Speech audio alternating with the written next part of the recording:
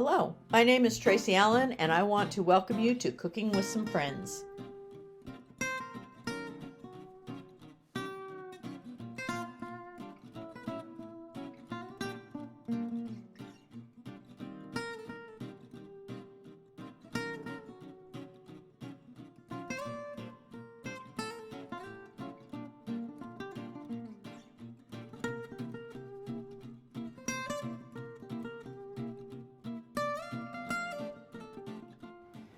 Hello and welcome to Cooking with Some Friends.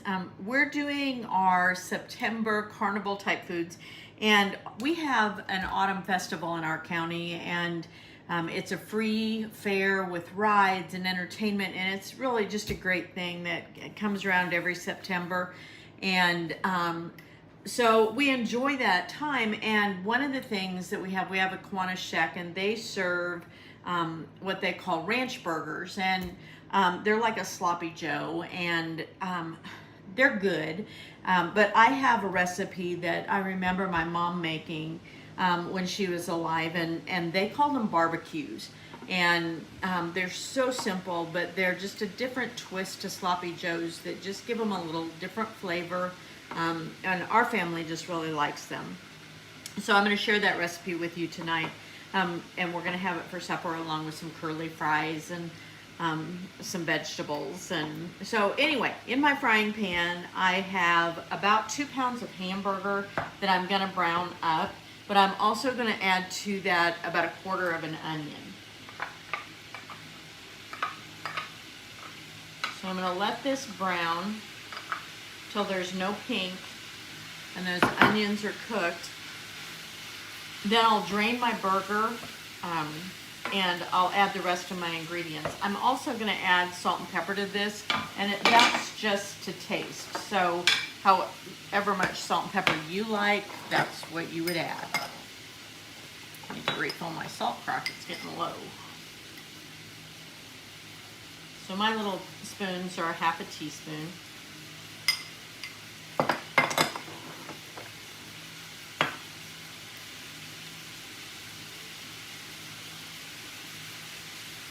My mom wasn't much of a cook, but this was one of those things that we just really liked when she made barbecues, and it was a real treat for us. And sometimes the simplest things are what you remember the most, and what are really the keys to your family heritage and the things that just make you smile. So that's browning up nicely. So I will come back when I'm done browning my burger and draining it, and then we'll move on.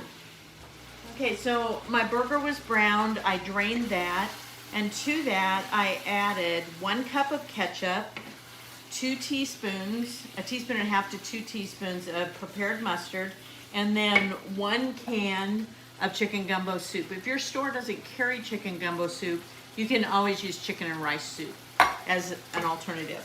And now we're just going to let this simmer on low for a little while so those flavors all meld together, and then we'll be ready to put it on buns and enjoy.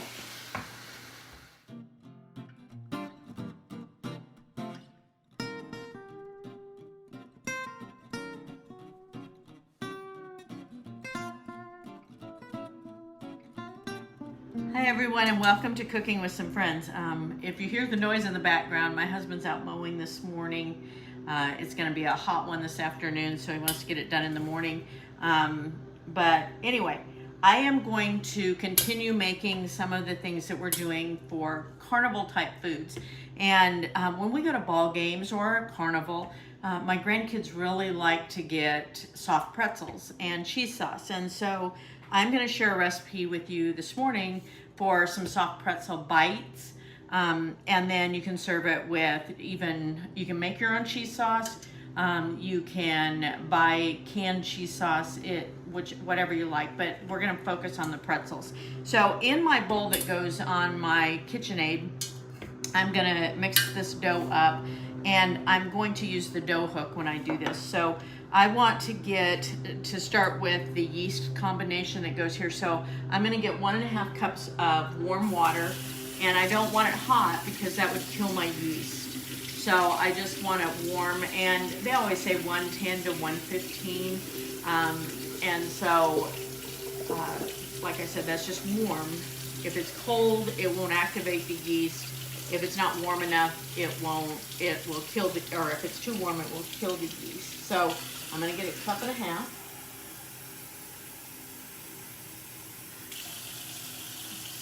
And I'm gonna dump that into my mixing bowl. And on top of that, I'm going to add to it a tablespoon of sugar. And the sugar is what actually feeds the yeast so it will grow. And then I'm gonna add 2 teaspoons of salt, and that will control the growth of the yeast. So I'm gonna combine those, or just mix them up a little bit. And then on top of that, because I don't want this to cool down too much, I'm gonna sprinkle my yeast. And this is equal to 1 package of active dry yeast. Now, this is just gonna sit there for about 5 minutes. I want it to just sit on top, and it'll start activating that yeast. So I'll come back once it's to the point it needs to be. Okay, so my yeast has set, and you can really smell that warm yeasty smell from it. So now I'm ready to go ahead and add my flour and my melted butter to this bowl. And when I do, I'm gonna put it on my stand mixer with the dough hook, and I'm gonna mix it on low just until it combines so the flour doesn't go flying everywhere. And then I will actually increase the speed just a little bit and beat this for 3 minutes so that, and I can tell when it's done because it'll be mixed, but it'll also pull away from the sides of the pan or bowl. So I'll come back when that's done. Okay, so I made my dough, and as you can see, it's pulling away. It's formed a nice dough. It's forming a ball, and so it's ready to go. Now, I could have done 1 or 2 things. I could have cleaned out my mixing bowl, greased it, and then put my dough in it, but I just got another bowl that I greased. And I'm gonna drop my dough in and then turn it over just so that it can rise a little bit better. Now I'm gonna cover this with plastic wrap, and then I'm gonna let this sit for about an hour until it doubles in volume. So then I will come back. Okay, let's finish up our pretzel bites. So I have 10 cups of water that I've just turned the heat on, and I have 2/3 cup of soda that I wanna, baking soda that I wanna stir into that. And if you wait till the water boils, you need to do it gradually. Otherwise it'll foam up on you really fast. But so I've added that to it, and I'm gonna bring this up to a rolling boil. But while that's working to the boil, I've taken my dough that's doubled, and I'm gonna take this and separate it into 6 pieces.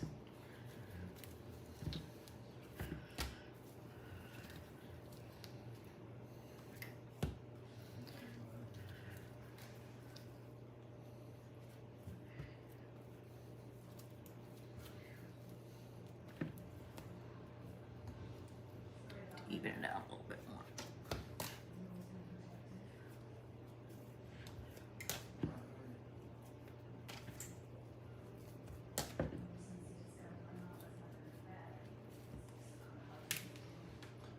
Okay.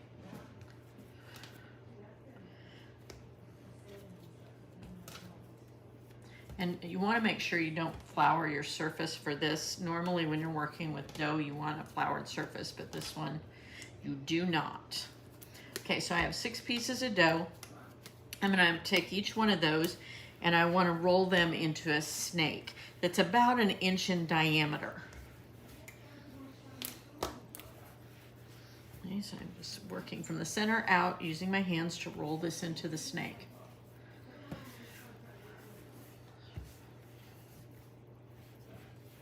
Okay. So once I get this into the size pieces that I want, I'm gonna go ahead and use my scraper, and I'm gonna cut these into about 1 inch pieces.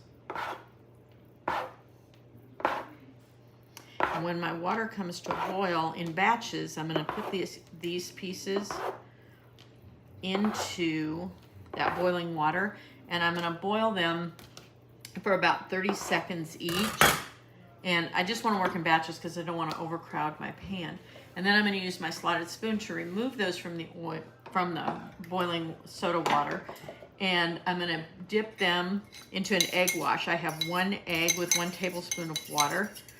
So I'm gonna dip them in the egg wash, sprinkle them with my salt, and then I'm going to put them on a parchment covered sprayed cookie sheet and make sure there's some separation in them. And I'm gonna go ahead and bake those. And it doesn't take them long to bake. It only takes about 10 or 12 minutes. You'll notice the color changes and stuff.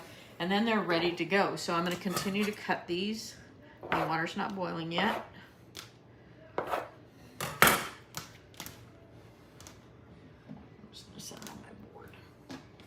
And I'm ready for the next one. Some recipes, this one had sugar in it. Some pretzel recipes will have brown sugar in them. But again, the sugar acts to activate the yeast. So it's just the flavor that would change a little bit. My water's about to boil. It's got a good simmer going. First time I made pretzels, it was kind of odd to me that I'd never thought about them being made into or put into boiling soda water. And when I bake these in that 450-degree oven, I want to bake them for the 10 to 12 minutes, but I do want to rotate the pan about halfway through just to make sure that it's heating evenly. You'll know your oven better than anyone else, so you'll know whether you need to do that or not, but I just like to do it to be safe. And it's nice to have all these ready so that when you start cooking them in batches, as soon as you get one sheet done, you can pop that in the oven and then do the other sheet.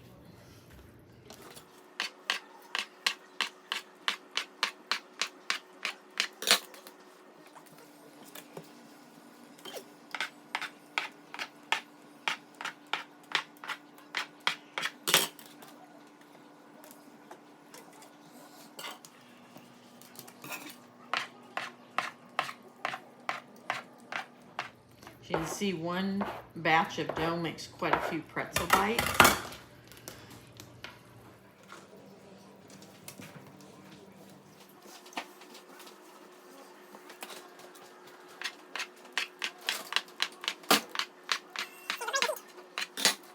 My water's boiling, so now I'm ready to start this in batches. And you'll want to boil these for the 30 seconds, but then you want to make sure your water comes back up to a boil before you do the second batch.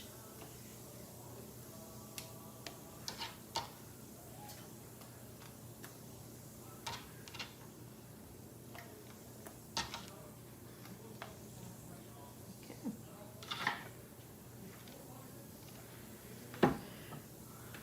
I've got my parchment covered sprayed sheet.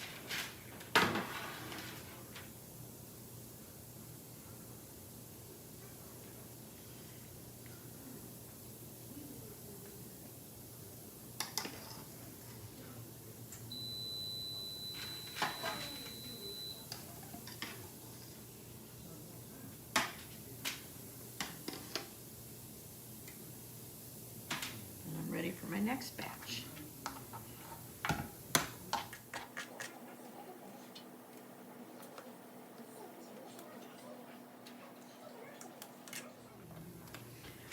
With these, I want to drop them into the egg wash and then put them onto my sheet. And I'll sprinkle those with salt and they will go in the oven. So all my pretzel bites have gone through the egg wash. One tray is salted and in the oven, so all I have to do is go ahead and salt these and put them in the oven for 8 to 10 minutes, and then they're ready to go.